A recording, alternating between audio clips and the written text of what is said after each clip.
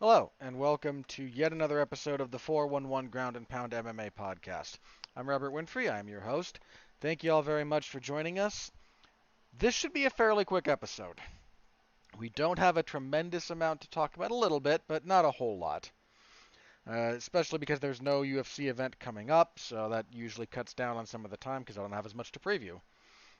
Alright, before we get going, thank you very much for any interaction you can give with the product. Whatever your medium of choice is for consuming this, interact a little bit. Like, comment, subscribe, review, share. Any of it helps. I thank you in advance very much for that. On the agenda this evening, there was a UFC event last night. It happened. We'll go over it. There was some other stuff from the combat sports world. I want to touch on a few results. And after that, not a lot of news. Not a whole lot. So, unless something crazy happens while this is being recorded, we're gonna have a fairly quick episode. It might be a nice change of pace, all things considered. So, let's go ahead and jump in. Last night, UFC on ESPN plus 48 was a card. There was some good stuff on here. I don't want to be too down. Your main event. Undefeated heavyweight Cyril Gane defeated Alexander Volkov unanimous decision, 250-45s, 149-46. I was 49-46. I gave Volkov the first. I don't object to anyone who gave it to Gane, and then the other four were pretty clearly. The fourth round started okay for Volkov, and then Gane kind of reclaimed things as it went along. This was I've been trying to really get a handle on Cyril Gane. I need to go back and do a more serious tape study session on him. He's extremely good at managing distance and at getting your timing. Like, really good at those things. And that'll carry you a long way in any division, not just heavyweight. He's a big guy. He's smaller than Volkov, but Gane is no slouch. He's, what is he, 6'4", 6'5"? Double check that. Yeah, he's 6'5". He weighed, I don't know, 240-ish. It's kind of what he usually weighs in at. He was smaller than Volkov, but, Volkov's like 6'10". He's 6'7". Is he only? I don't know why I always think Volkov's a little bit taller than he is, but neither here nor there. They both did some really good work with leg kicks early. Volkov's kicking game, quite good. But the longer the fight kind of stayed at the very end of things, the more Gane was able to time, land a couple of blitzes, back out, pick with kicks. He's good about not backing up in straight lines. Volkov never really blitzed him, so I'm not sure how he would do, again, against I hate to say this, but if someone like Francis Ngannou decides to bum rush you in a straight line, I don't know how his footwork holds up under that pressure. But he almost never had his back on the fence. Very good about circling. Good about stance switching. He's just a hard guy to figure out. I don't know exactly what he does next. The top of the heavyweight division right now is a little bit weird.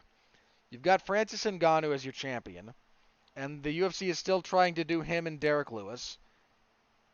Lewis, I believe, is the number 2 contender, because Gane was number 3.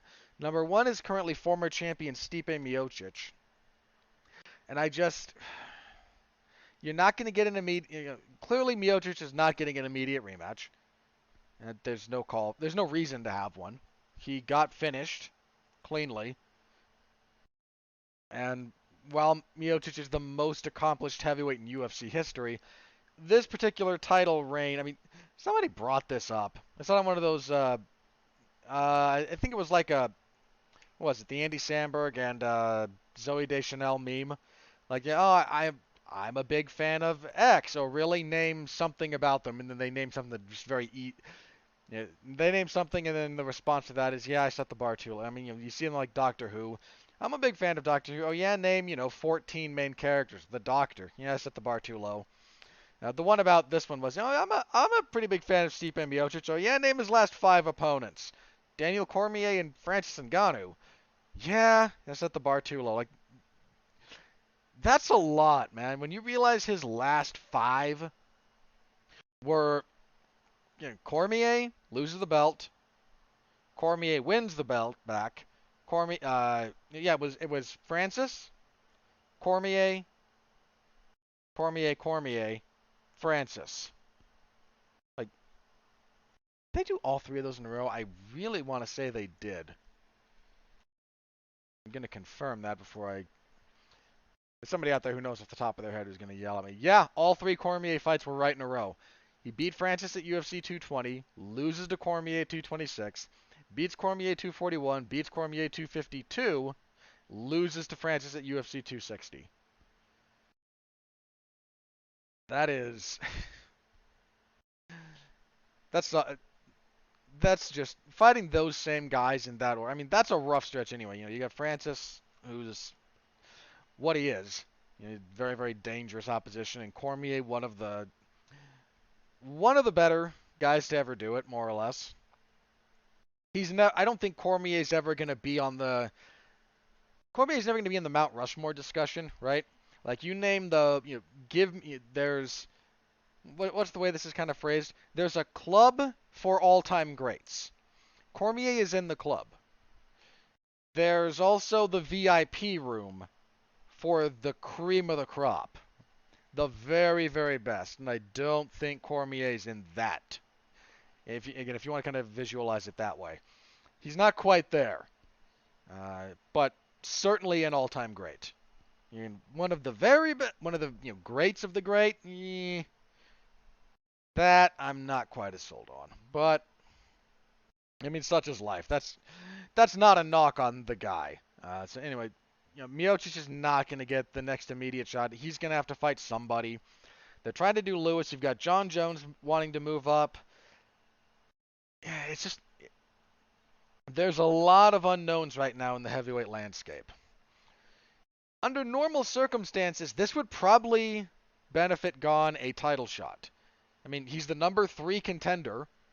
He's undefeated. He's 5-0 in the UFC now, I think. I want to confirm that. This was 5 or 6. So let's see. 1, 2, 3, 4. Yeah, 6. 6-0 in the UFC, 3 finishes, 3 decisions, over an increasing level of opposition. I mean, he debuted choking out Rafael Pessoa, heel hooked Dante Almeida, beat up Tanner Boser, TKO JDS, and then in back-to-back fights now has gone 5 rounds with Jairzinho, Rozenstruik, and Alexander Volkov. He doesn't really have a lot of places to go from here. You could maybe do him and Stipe. That's a thought, but I mean, I almost hate saying the guy should be fighting for the belt because he's still such an unknown in so many respects, but at some point, whether this is true kind of if you look at women's flyweight, Lauren Murphy. Is anybody even remotely interested in seeing her fight Valentina Shevchenko? Anybody? That's not a competitive fight on paper. Important caveat. But it's not. Like, Lauren Murphy has squeaked by a couple of decisions that maybe should not have gone her way. Including her last one over Joanne Calderwood. Certainly the one against... What's the other one? I think it was when she fought Andrea Lee. I kind of thought Lee should have won that. If it's not that one, there's another one in her current run that I thought she lost. I definitely think she lost the Calderwood fight. But at some point, you just kind of have to keep the machinery turning. If you're not going to reward people for winning fights with a title shot, what are we doing? And again, you can look, again, especially if we're talking about Murphy, you can argue she should have lost. But ultimately, it goes down as a win. There's not really anybody else. So she gets her shot. And no, I don't think that's a competitive fight. I think Lauren Murphy marks up very easily to begin with. I think Valentina Shevchenko will turn that poor woman's face into hamburger meat. And not care one iota while she does it, because that's just who Valentina is. She's that woman has no sympathy for you when you step in the cage with her. She will end you. And you've got you've got a similar situation here. Is it maybe too much too soon to put Gane in there with Francis Ngannou, who's a significantly more tested quantity at this point? Actually, I mean, could you even argue? Yeah, no, Ngannou's fought the better level of opposition, generally speaking. Uh, and has become the champion. Maybe it is, but the man's won every fight you've put in front, every fight he's had ever in the MMA. He's won everything in the UFC. He's beaten, again, an increasing level of opposition. If it's too much too soon, fair play, but we're only going to find that out by seeing the fight. There's not really another way around that. Uh, so I don't know if we'll do him and Stipe. I don't know if he'll be kind of the on deck guy for whatever whenever Ngannou fights next. You, I think I saw somebody mention this. It would be the appropriate amount of kind of like karmic justice if the UFC went out of their way to, not pay John and Francis for that fight, got the Lewis fight, and then their title fight is essentially a 5-round version of their 3-round fight, and Lewis wins a lackluster decision. I mean, look, their first fight's one of the worst fights you'll ever see. It is just abysmally boring. It is terrible. It is absolutely terrible. And it's only 3 rounds. That's the only saving grace for that fight. If you have that over 5, and then Lewis wins, just the ultimate middle finger to any plans the UFC might be having, I'd appreciate that. But, so maybe Stipe, but if it's not Stipe, or, I'm going to say this about Gane. He reminds me at this point in time a little bit of John Jones. Now, let me clarify this, because I know somebody out there just lost their mind. He's not the offensive force that John was when John was at his best, when John was on the rise. Because if you weren't around for John Jones's rise, I can explain it to you, but you'll never quite get it if you weren't there. And I hate saying that, but it's something that needs to be acknowledged. There's always a spark for events that take place in real time that is lost in translation when they're simply recited. And the good historians or the narrativists or storytellers can help bridge that gap a little bit. Sadly, I'm not quite one of them. But if you weren't there for John's rise, he blew the doors off of everybody. Like violent finishes. Gane isn't quite that guy, but if you look at John nowadays, and again, I know nowadays John gets a lot of flack, not just for his personality, but a lot of people just kind of falling out, don't appreciate what he does. In no small part because a lot of us do remember the dynamo that he used to be. But he reminds me a lot of John over the last, 4 or 5 fights. He's extremely measured. He's very defensively responsible. He's hard to hurt. And he's very, very good about picking at you, scoring points, and if you give him the opportunity to finish you, he will take it. But he's become very, very good at managing the chaos of combat. And that is a ridiculous skill to manage.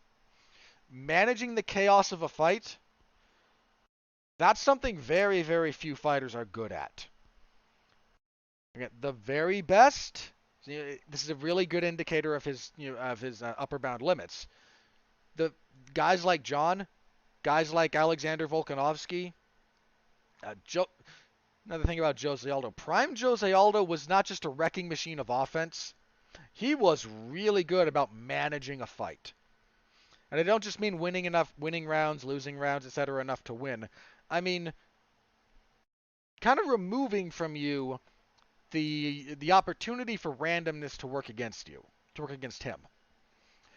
That came off a little bit late. I mean, even if you look at someone like Max Holloway, my admiration for Max Holloway is well documented. Max Holloway is very good about managing a fight, but he doesn't really manage the chaos. He navigates it quite well, but that's not the same thing as kind of controlling it.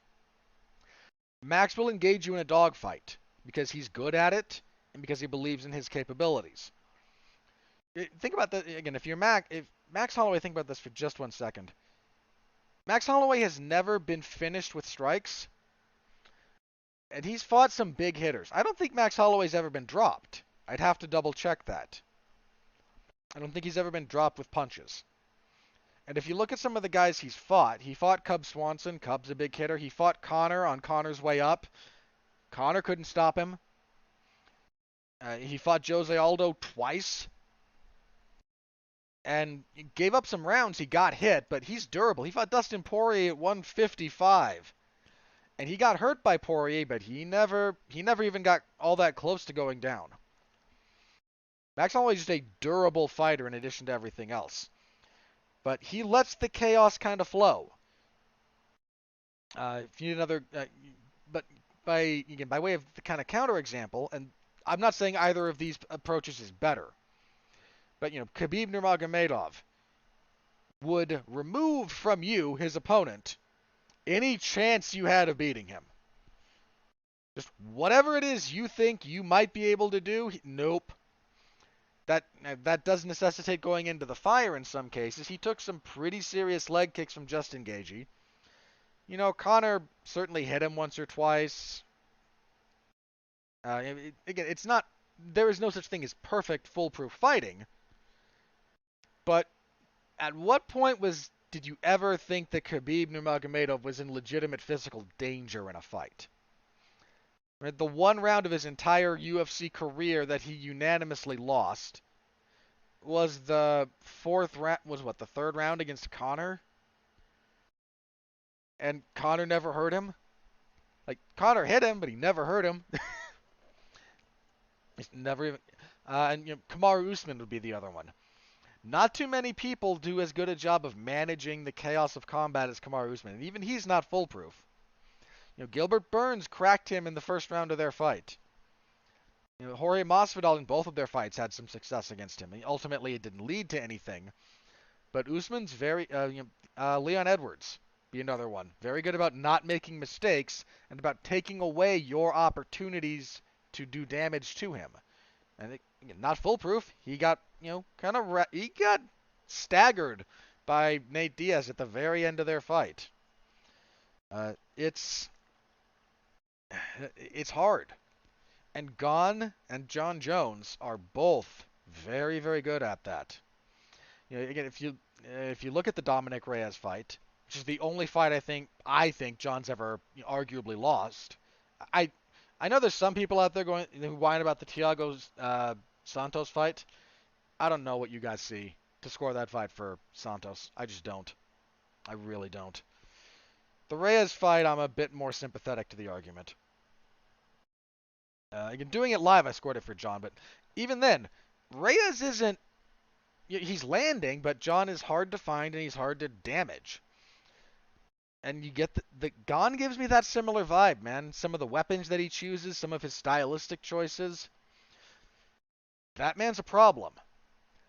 Would I pick him to beat Francis Ngannou? I have no idea how those two... I legitimately have no idea how those two match up. Francis Ngannou's last performance was exceptional. It was amazing. To do what he did to Stipe Miocic, knowing full well who Stipe Miocic is it's an exceptional bit of fighting. But how the biggest, power puncher the heavyweight division's ever seen in the UFC, and I think that is true of Francis, matches up against Gane, who is bouncing, very light on his feet, good about managing distance and range, good with his footwork. And we've seen Gane fight for 5 rounds. We've not seen 5 hard rounds. I would not qualify either this fight or his fight with Jairzinho Rozenstruik as high-paced affairs. But Francis has gone 5 rounds once, and he lost that fight badly. So I don't know ultimately. I might lean Francis at the moment, but at a bare minimum, Gane's a very worthy addition to the top of the heavyweight division. He's got to fight either Stipe or for the belt next. It's kind of all that's there for him right now. And we'll just kind of have to wait and see on that, but that man's a problem. That man is definitely a problem for that division. As for Volkov, he never got a real read on how to fight Gon. And, I mean, to be fair, no one has. I mean, no one's beaten the guy. But fairly lackluster outing from Volkov, but I don't know if he'll stick around the UFC or not. I mean, he's a good guy to have around, but I don't know. He's also not a wrestler type, and the UFC will divorce themselves from those types of fighters quickly. So I'm not quite sure what the future holds for Volkov, but we're just going to have to kind of wait and see on that. Anyway, that was your main event. Find 2 rounds of this fight, any 2 rounds, watch them, and that'll tell you how the whole fight went. Let's see. Next up, Tanner Boser defeated Ovince St. Preux via knockout, punches, 2:31 of the second. St. Preux is just... I mean, what can I possibly say about that man at this point that I haven't already said? I've talked about this man for, so long. I was talking, not necessarily on this podcast, but I remember talking about him during his Strikeforce days. I've talked about this guy a lot. And the sad thing is, what I was saying back in 2013-ish is still true in 2021. I don't know. Boser just outworked him for the first round. Got taken down in the second. There's a little bit of controversy here. We couldn't get a really good visual on this. So let me kind of recite what happens. St. Preux finally gets a takedown in the second round. Boser scoots to the fence and starts looking to wall walk. Boser's right hand goes up against the fence. He reaches, he posts above his head. Right? He's kind of parallel to the ground, reaches up. Commentary lost their mind, thinking he grabs the fence to pull himself up to help pull himself up, which would be very illegal. You're not allowed to do that. However, on a second viewing of that, it's a lot less clear whether or not he actually grabs it, and if he does grab it, the extent to which he pulls himself or leverages that the grip that he has while getting up. How much of that comes from his base, or if he's if he's just pushing on the fence, that's legal. If he just is kind of bracing his hand there as he gets up, that's fine. You're allowed to push off the fence. You can't grab it is all. And if he didn't grab it, then there's no problem. So we didn't get a really great angle of this to ever kind of definitively settle it. Then once he gets back up, Boser clobbers St. Preux with a couple of punches, drops him, finishes him. Apparently, Ovince St. Preux and his team are going to appeal this. This is probably going nowhere. Not definitely, but probably. Especially if we don't have a better angle visually for what happened. If all we have is St. Preux's cornerman going, I saw him grab the fence and pull himself up, eyewitness testimony is horribly unreliable. This is one of the big revelations in the field of in jurisprudence, criminal justice field. When we started realizing how unreliable I'm somehow part of it, but when it started to become known how unreliable eyewitness testimony can be. That used to be the big thing. I've got an eyewitness. Well, it turns out this has been proven. They've done studies on this. You can have an eyewitness to a crime who will swear up and down one thing. You can have a video of the crime, including seeing this person in question, and they will watch this, and the video will not match what they saw, or what they claim they saw. This happens all the time. And it's a weird thing. So their word is not going to be enough. If we have video evidence that will kind of conclusively prove one way or the other, that might be enough. But even then, most of these appeals like this just don't go anywhere. Decent win for Boser. I thought he beat Ilir Latifi, and he really needed this win. So good for him. I never look forward to his fights, but that's partially because I hate heavyweights. And he's just kind of a generic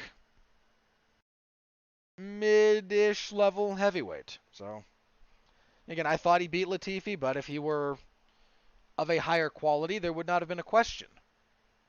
And he put himself in a position to drop that split decision. So he's usually a solid addition to any card. He's very, I can even say he's very rarely in boring fights.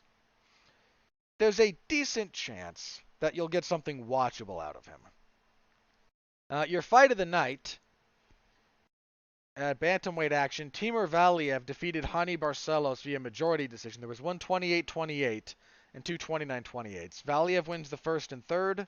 Not a lot of controversy there. The only question at hand is whether or not you give Hani Barcelos a 10-8 second. Scoring it live, I did not. Thinking back on it, I should have. In the second round, Valiev has a really good first round. He outworks Barcelos by a fairly significant margin. He's moving well, he's picking at him with punches and kicks, threatens a few takedowns, just fairly non-controversially wins the first round, 10-9. Second round, starts a little bit more of the same, then Barcelos starts upping his output. And he catches Valiev, hurts him a little bit. Valiev gets a bit of a takedown, they scramble right back up. And Barcelos clobbers him with an uppercut. Drops him, hurts him badly, jumps on top, tries to finish. I don't know how. Hani Barcelos is a great fighter. I've said this before about him. He's a great fighter. He's a good finisher. He's got power. He's got jiu-jitsu credentials.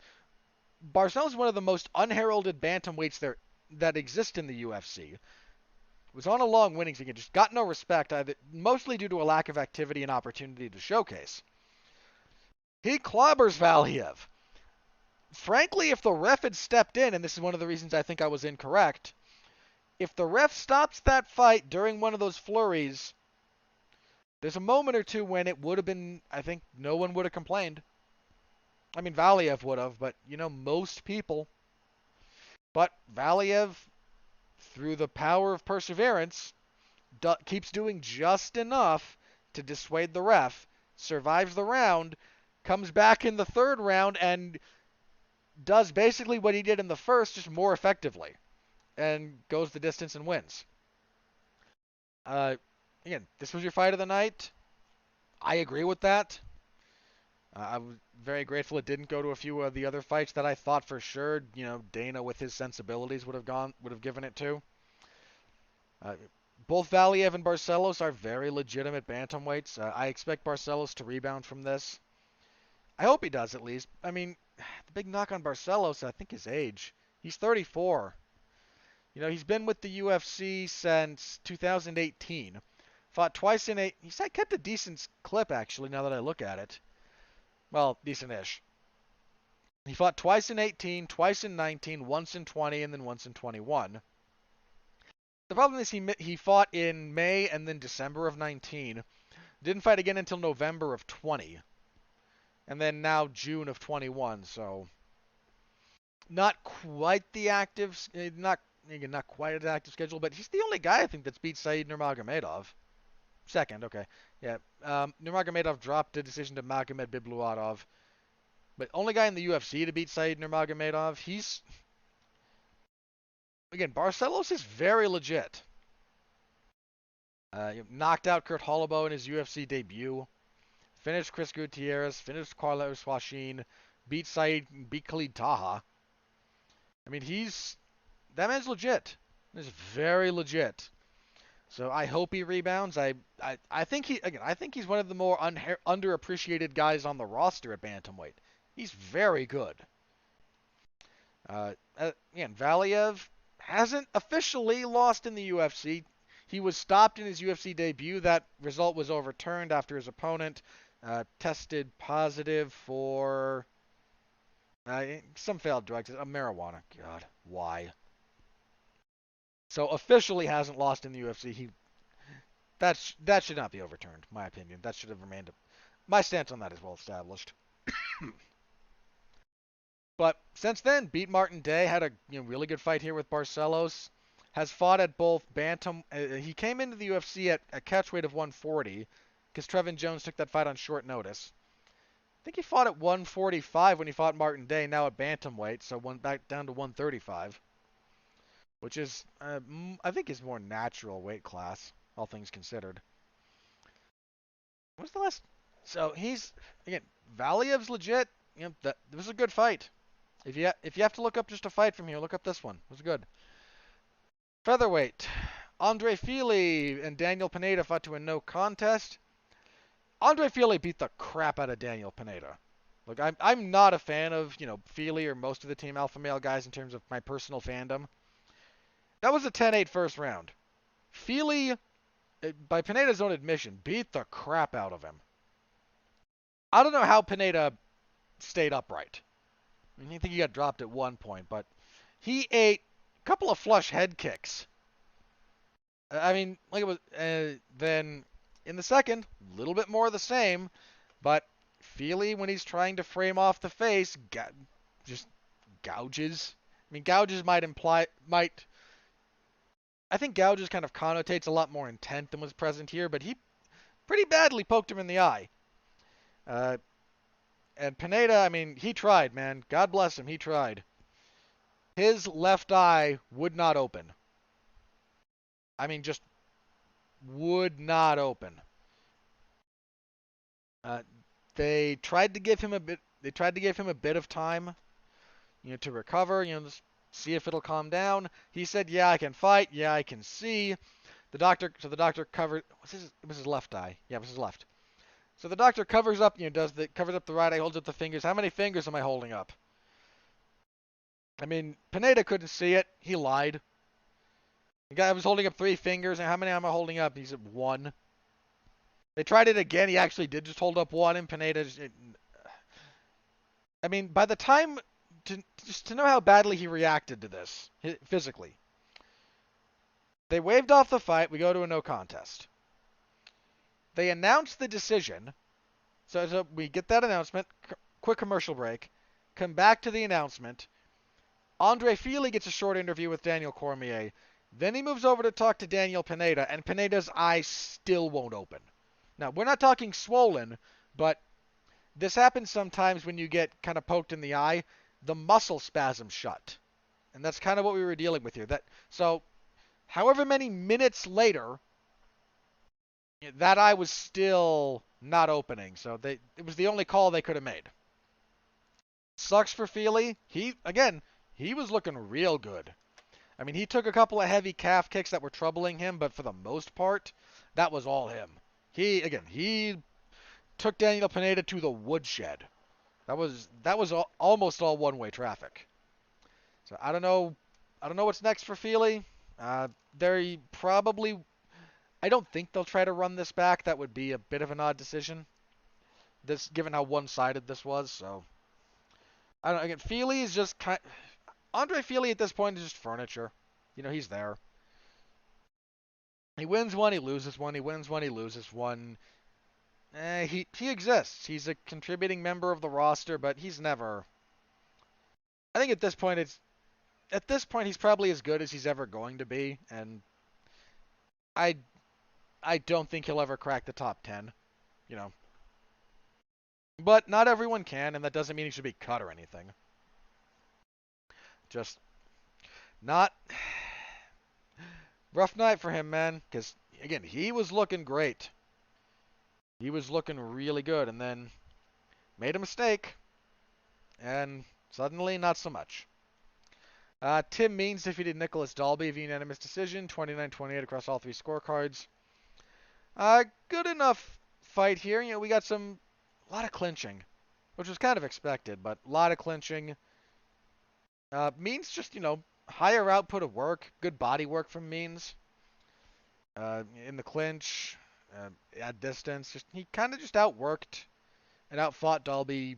Again, first 2 rounds. Dalby gets the third, but, too little too late. And kicking off the main card, Renato Moicano defeated Jai Herbert via rear naked choke, 4:34 of the second.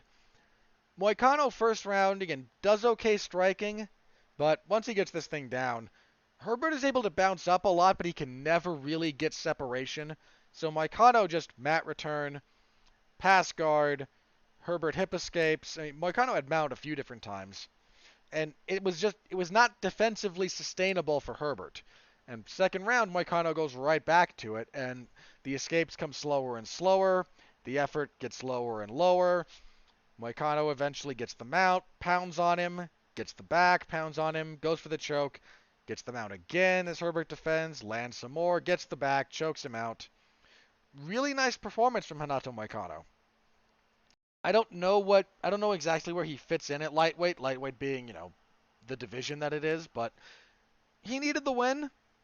He was coming off Rafael Fiziev kind of putting a beating on him. So, needed a good win. Got a pretty good win. Solid effort from Moicano. He had some nasty ground and pound once he was able to really kind of start laying that in. As for the prelims, Kennedy and Nzechukwu defeated Danilo Marques via TKO 20 seconds of the third round. There was some discussion I saw about the first round. Guys, that was a 10-8 round. Allow me to explain, if you will. Marques very quickly gets a high crotch lift, gets the back, Nzechukwu stands, and for the rest of the round, Marques is on his back in the backpack position. Back mount is a position of dominance that scores by virtue of you having it. You don't have to do a whole lot else. Now, he wasn't able to find a whole lot of either close submission attempts or damaging blows, which is, okay, fine. But here's just kind of the other little bit of this that needs to be acknowledged. Kennedy and Nzechukwu did not land a single relevant blow in that entire first round. I want to double check this with the official stats. So if we go round by round. Yeah, Kennedy and Nzechukwu landed 0 significant strikes. Landed 0 total strikes in the first round. He landed 0. While giving up his back for 4.5 minutes longer. Okay, yeah, the back was probably 4.5. Marques was credited with 4 minutes and 55 seconds of total control time. And Marques landed 22 of 40, give or take, strikes. Again, these were smaller strikes. Guys, if you can land 0 strikes and have your back taken for 5 minutes of a 5-minute round and still get a 10-9 on the losing end, what's the point of having a distinction? I get that we want more I get that you kind of want more damage. That's not the criteria. The criteria is winning a round by a wide enough margin. I hit you 22 times and have your back for 4.5 minutes. You hit me 0. What else has to happen here?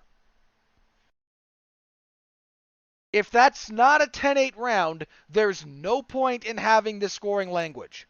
None.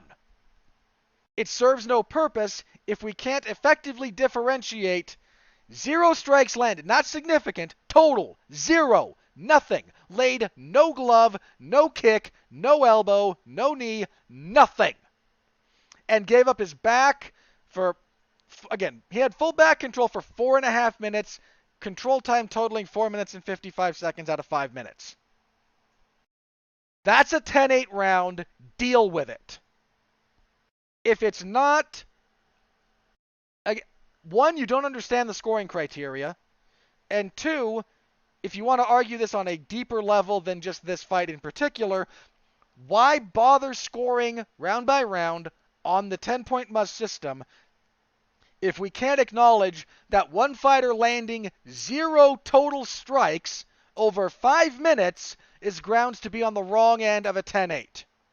It is in boxing. You land no strikes in a boxing round, I don't care if the other guy hits you twice. You land nothing, you're being 10-8'd. That's just the truth of it. That's the truth of this situation, too. That's a 10-8 round by any reasonable interpretation of the scoring criteria that we were operating under.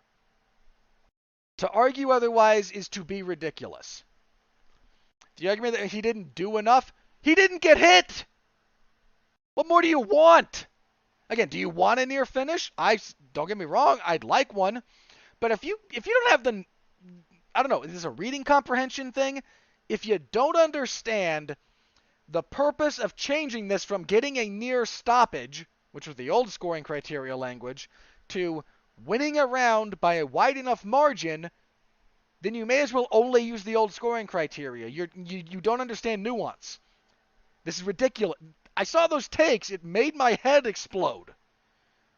That's the dumbest thing. Look, if part of the argument here, and this is the truth, part of the argument, not all 10-9 rounds are created equal, right? Some 10-9s are real close.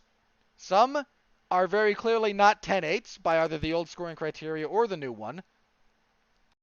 But again, that 10-8, the 10-9 that you clearly win but don't really even sniff a 10-8 is not the same as a 10-9 that you barely win, but we don't have a mechanism for distinguishing between those two. And frankly, I'm not certain that it would benefit us to further atomize this. But if that's true of 10-9s, let's do a little bit of logic here. Not all 10-8s are created equal. Some 10-8s are the byproduct of violence and near finishes. Some 10-8s are the product of positional dominance and a complete and utter neutering of your opponent. You don't hamper the other guy any more than zero. He didn't even throw anything. He's not just 0 significant or total strikes landed. He's 0 of 0. If you put me in a position where not only do I not hit you, I don't even try. If that's not a 10-8, in all seriousness, what are we doing? I mean this in all sincerity. If you cannot look at that first round and go, this is an academic 10-8, then you probably shouldn't be a judge. You don't understand the scoring criteria, and you don't, for some reason, understand you don't understand what goes in to you don't understand the dominance of back mount for some reason. Again, those takes, and some of them came from the medium. Oh, God. How can you be that dumb? I mean this in all sincerity. How can you be that dumb? Again, you want to argue that he never got close to a finish? I'm not going to argue with you. Did he damage Nzechukwu? Not really. I'm not arguing that. That's not the criteria, people. And even if it were, just going to go out on a little bit of a limb here. Even if it were, I might still think that should be a 10-8 because, and I can't stress this enough, 0 total strikes landed. If you do nothing, and that's what he did, nothing, you should not get a 10-9. Absolutely not. God, sorry, that just really torqued me. As you can probably tell at this point. Nzechukwu rebounds in the second, kind of does what he does. He's got a decent volume of strikes. Third round is able to kind of finally back Marquez up, land it, unload a long enough flurry to get the stop. It's just a little early for my taste, but look, I'll yell about the scoring. I'm not going to yell about the stoppage. Was it a little early for me? Yes. Did I think it was probably going south for Marquez anyway? Yeah. He was gassed. So, that was that. One of the other fights I was looking forward to on this card. Shavkat Rakhmonov defeated Michel Prazeres via rear naked choke, 2:10 of the second. Boy, guys, Rakhmonov's legit.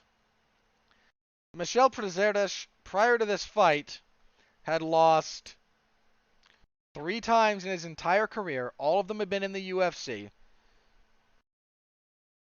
And nobody had finished him.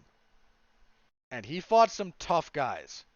Again, his first ever loss was his UFC debut to Paulo Thiago.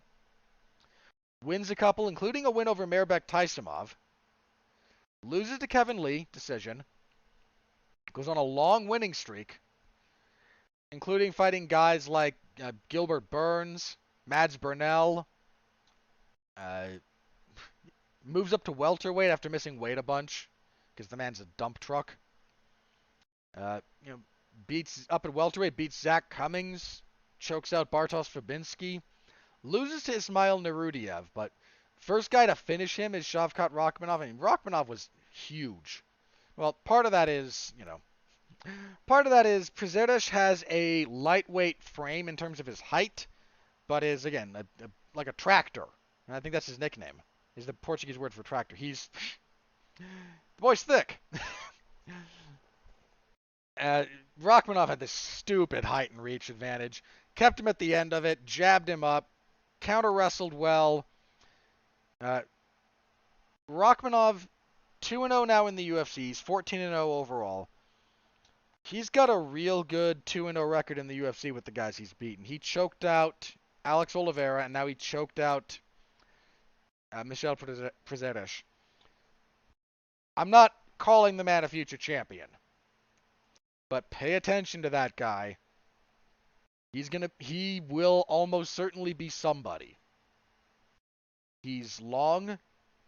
I mean, even against someone who is not, Przerzes, he's long for that division. He's tall and long, knows how to use it, can fight everywhere. Watch out for that guy. The welterweight Jeremiah Wells defeated Warley Alves via knockout punches 30 seconds of the second round. Decent enough stuff from Wells. Alves might be just a little bit too shop-worn at this point. Between injuries and just, years adding up. Wells, a lot of explosion.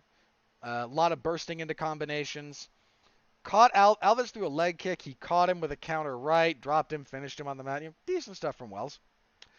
Light heavyweight Marcin Prachnio defeated Ike Villanueva via body kick. 56 seconds of the second. This kick, man. Prachnio had a rough minute and a half, 2 minutes of the first round, then kind of settled down and was able to endure some punishment from Villanueva and then kind of got to work. Good leg kicks, good body kicks, and he switched southpaw. Villanueva circled to Prachnio's right, but didn't protect the body, so the liver kick comes around the long way, generates a little bit more power as it comes around. Under the elbow, boom. I believe that finish is available on various social media platforms. If you haven't seen it, give it a look. It's a lovely body kick. Julia Avila defeated Julia Stoliarenko via rear naked choke, 4-19 of the third. Avila just kind of the more aggressive, better fighter all the way around. I mean, Stoliarenko had moments, but just ultimately couldn't quite keep up with the aggression. Charles Rosa defeated Justin James via split decision, 130-27, which I don't agree with at all. The 30-27 is for Rosa. There was a 29-28 for James. I was actually 29-28 James. And then another 29-28 for Rosa. I think 29-28 for either man is perfectly acceptable. It largely comes down to the first. Rosa pretty clearly has the second. I thought James had the third. Again, one judge disagreed with me, but I don't know what that guy was smoking. First round, kind of the swing round, and while I gave it to James, I can certainly see the argument for Rosa. Again, I can't complain about 29-28 for either guy. And kicking everything off, Damir Hadzovic defeated Yancy Medeiros via unanimous decision, 29-28 on all three scorecards.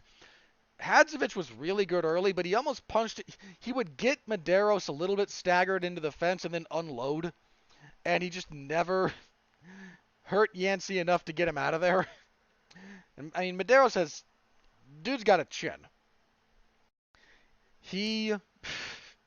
Medeiros persevered. The third round in particular, there were some people calling for a 10-8 for Medeiros, and I don't agree. Medeiros closed very strong. The last 2 minutes or so were pretty much all him. He had a decent rear naked choke attempt going as the fight ended.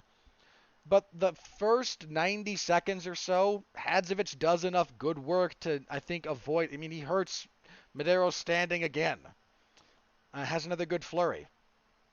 You know, I don't think you can get to 10-8 for Medeiros. I don't think he wins by a wide enough margin. Um, Good enough win for Hadzovic, all things considered, and it was a decent little scrap. So there was that. All right, that was it. That was UFC on ESPN plus 48. If you want just a couple of recommendations, I suppose. Valiev and Barcelos, absolutely look up. Look up the finish to Prochnio and Villanueva. Look up... What's the other finish that I thought was good? The Wells and Alvey finish is okay. And then Rachmanov and Prezerdish is worth watching. Just pay attention to Rachmanov. I'm going to say that again. Pay attention to that guy. And Hadzovic and Medeiros was pretty decent fun. So those would be my recommendations for whatever my take is worth on that. Your bonuses: Fight of the Night, Valiev and Barcelos, deserved. Performances go to Kennedy and Zechku and Marcin Prachnio. Fair enough. Not gonna argue either of those really. All right, that was it. So thank you to everyone who stopped by my live coverage thread or read after the fact. I appreciate all the support you guys were able to give me.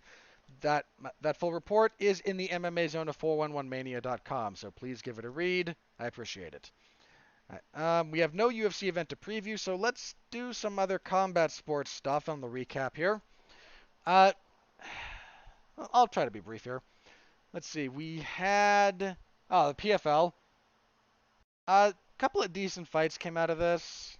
The only thing worth really devoting time to, Kayla Harrison. She massacred Cindy Dandois. Oh, man. Took her down, passed, beat her up, armbarred her, mauling. Kayla Harrison just totally mauled Cindy Dandois. Harrison's... She's finally... I shouldn't say finally. She's kind of turning the corner in the MMA sphere. I mean, she's already a two-time Olympic gold medalist in judo. But if you look at her early stuff in MMA, there's things that she was winning on. She's undefeated. So she was still beating people, but everything's really kind of starting to click for her, I think, and it's a scary, scary proposition. That woman will beat you to death with your own arm. Like, she is a physical. If you've only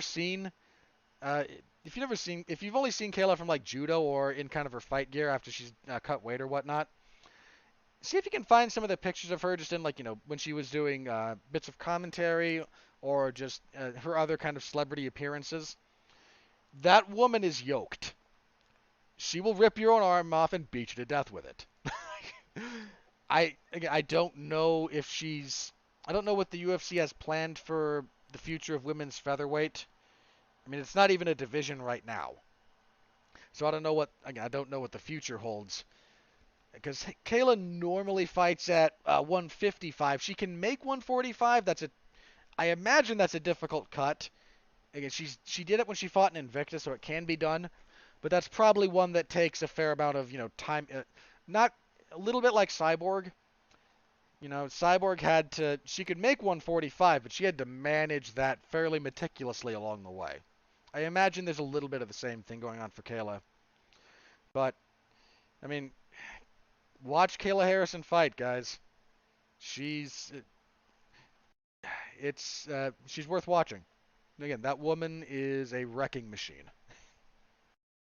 Bellator had an event. Not a whole lot came out of that.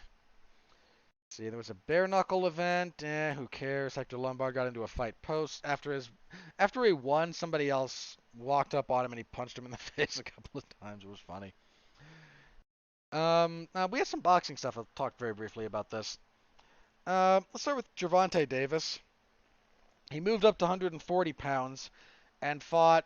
Both he and his opponent Mario Barrios. Barrios is undefeated and was the WBO champion. 140. 140's what? It's either super lightweight or junior welterweight. Pretty sure, at least. So the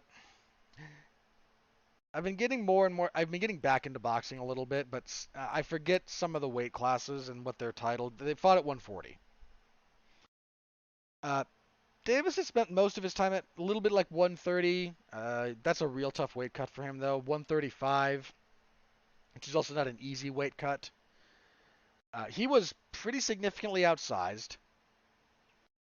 And there was a real question about how his power would carry up to 140. And the answer is he still has power at 140. It's not the same as it was down at 135 or 130. He stopped Barrios in the 11th. Yeah, it was the 11th. He dropped him twice, I think, in the 8th. It was the 8th or the 7th? 8th. He was getting outworked a little bit on the feet at distance. The range and the size disparity was something it took him a while to figure out how to navigate properly. Once he did, again, the 8th features 2 knockdowns. One, a lunging right hook, kind of follows up and then drops him again with another flurry not long after that. He's fighting a little bit like contemporary Canelo.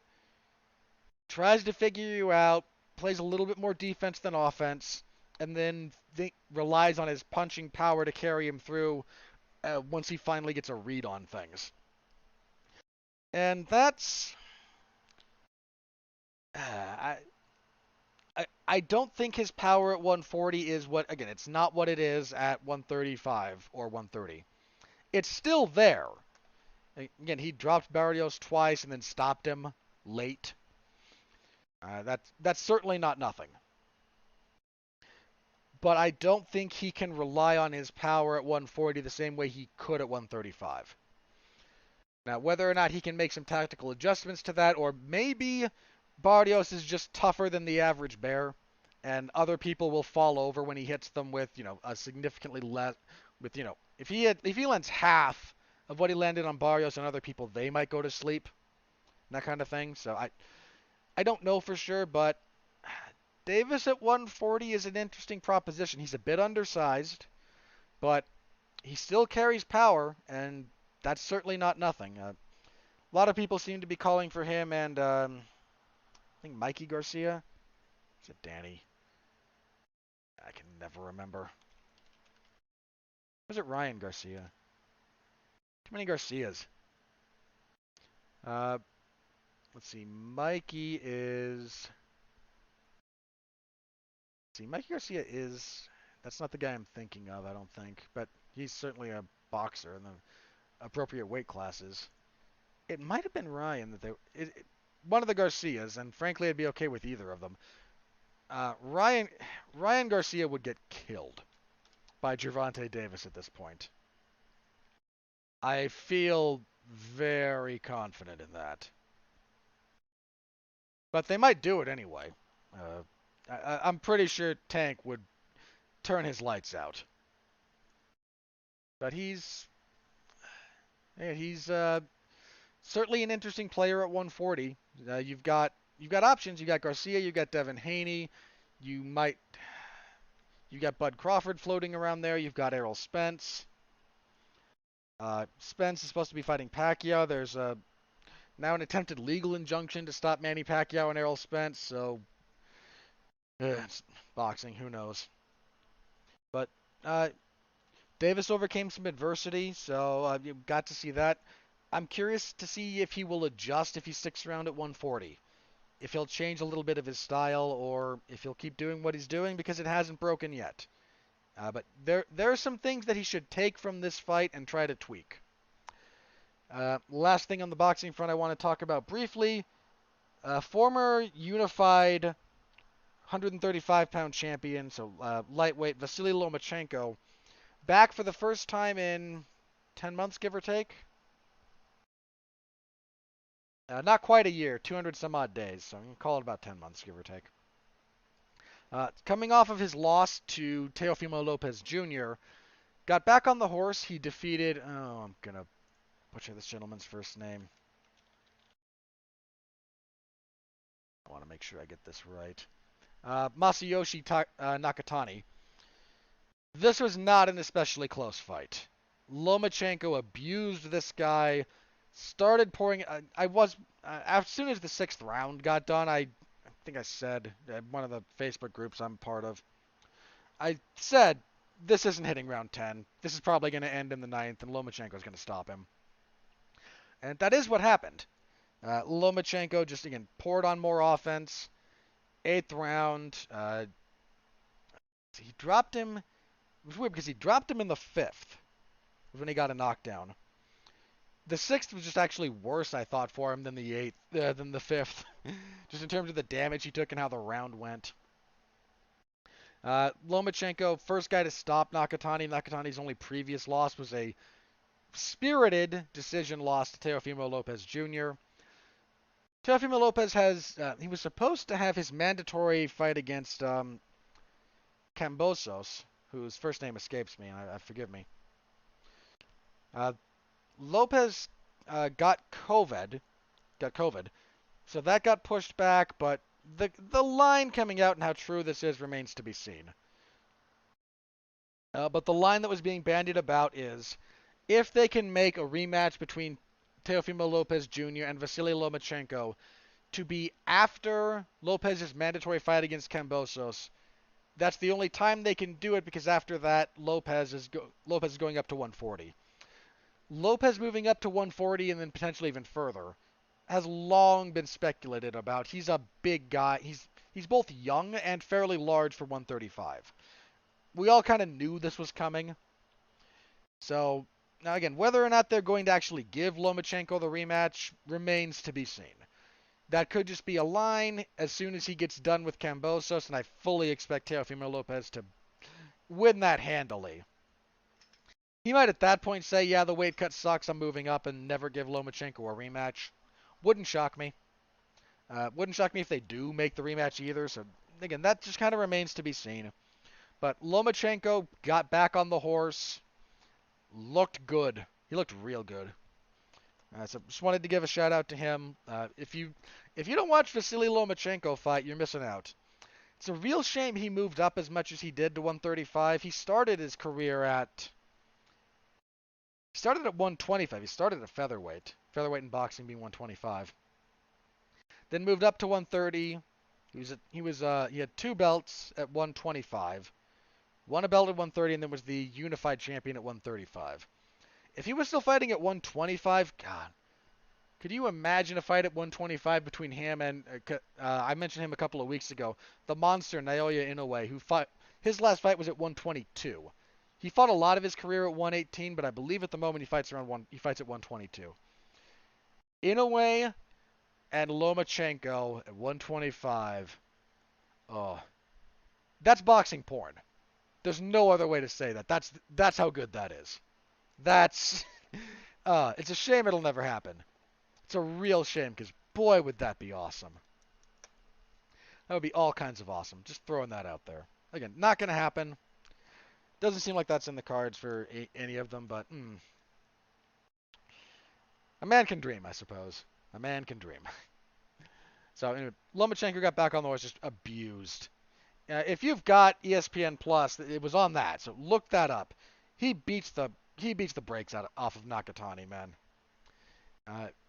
If you're curious about if you only got into watch Lomachenko when he fought Lopez, if you're not aware of how special the guy is, watch this fight. It'll give you an inkling. I mean, Lomachenko's also 33. He's been boxing forever. He's a 2-time Olympic gold medalist. He might not be all that much longer for the sport. I mean, just that adds up, and we should enjoy him while we can. That's all I'm saying. All right, what else do we have? Okay, last bit of news, then we're going to get out of here.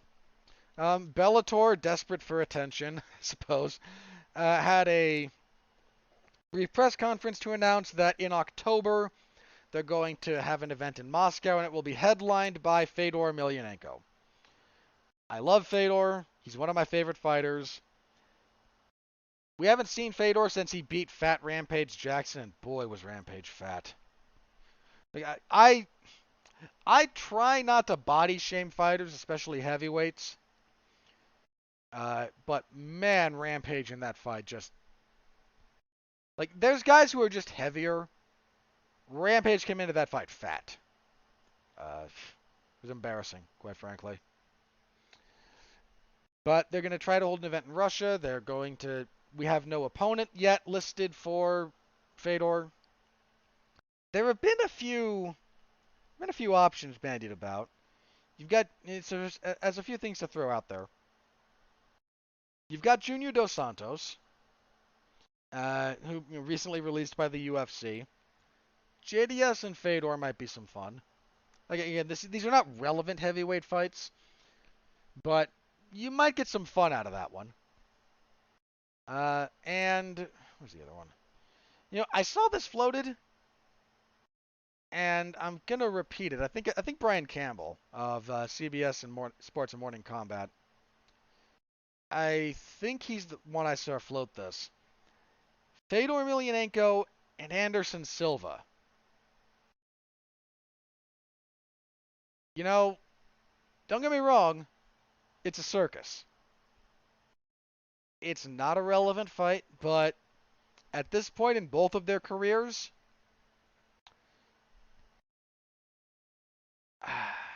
that might be the right touch. Maybe they agree to to kind of a catch weight around 120, 130, or 220, excuse me. Something like that. Or they just don't care. Anderson could come in, I don't know, 190 if he doesn't cut any weight. Anderson fought at 205. So Anderson a little north of 200. Fedor around 220. Close enough. Again, that might be the right flavor of circus. Right? That might be the one. Again, we have no information about any announcement for his opponent, but there's options. There's definitely some options for people to for the kind of celebrity attraction fight that Fedor should, which is look, that's what Fedor should be doing if he wants to keep fighting. He's not a legitimate contender. And again, I love Fedor, but he's not at this point. Just the truth. So getting him in the right kind of celebrity fight, and with Anderson kind of re-emerging into the public consciousness after beating Julio Cesar Chavez Jr. in that boxing match, it's a thought. It's definitely a thought. All right, let's check Twitter real fast, see if anything crazy is broken while we've been doing this, and if not, we will plug and get out of here. All right, nothing new. Let's get into plugs. This week, as far as what I have what did I do last week, actually? Let me start there. I had a pretty quiet week last week. Let's see. There was a Damn You Hollywood for Luca, the newest Pixar film, which you can check out over on the Rattleton Broadcasting Network.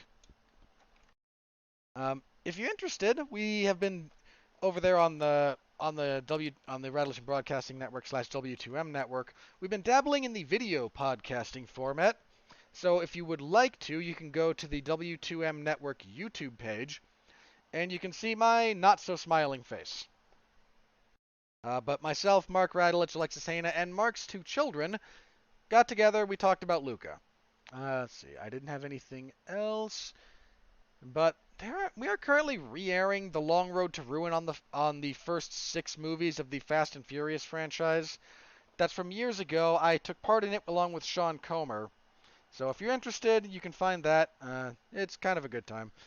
The first episode in particular gave birth to one of the longest running gags between Sean and I. So this week, a Damn You Hollywood for Fast 9 will be coming your way Tuesday. I will be part of that. And I think that's it for me this week. Well, that's it for the podcasting format, so be on the lookout for that if you're interested. As for my other stuff, Monday, AEW Dark Elevation. Wednesday, whatever MLW is releasing. Friday, WWE SmackDown per usual. And then Saturday, nothing. Saturday is the 3rd, and there will not be a UFC event, so I will find something else to do with my Saturday. We will be back here, however, next week. That is the 4th of July, so the holiday here in the United States, to preview UFC 265? 4. We'll be previewing UFC 264, the big trilogy fight between Dustin Poirier and Conor McGregor. The rest of that card's a little bit weak. Well, little bit weak. Not horribly weak, little bit weak. Gilbert Burns and Stephen Thompson as your co-main event. That's a good fight. Tuivasa and Greg Hardy. Gag me with a spoon. Irene Aldana and Yana Kunitskaya. That's only moderately interesting if Aldana wins. And then Sean O'Malley and Louis Smolka. Thomas Condit and Max Griffin might be fun. Oh, hey, Ryan Hall's fighting. Finally! All the way on the prelims. But Ryan Hall will fight Ilia Topuria. That's a tough fight. Ilia Topuria had a 2-0 in the UFC, and he's looked pretty good in both of those. That's a tough fight. But I'm happy Ryan Hall's fighting because Ryan Hall's fun. I like Ryan Hall's fights. What do you want me to say? I know I'm in the minority on that, but this is my podcast, so I get to express my opinions on it in that particular respect, whether you agree with me or not. If you disagree, please do so respectfully. That's all I ask. All right, that's it for me. Thank you very much. See y'all next week. Until then, per usual, stay safe out there, and please remember to be well, be safe, and behave.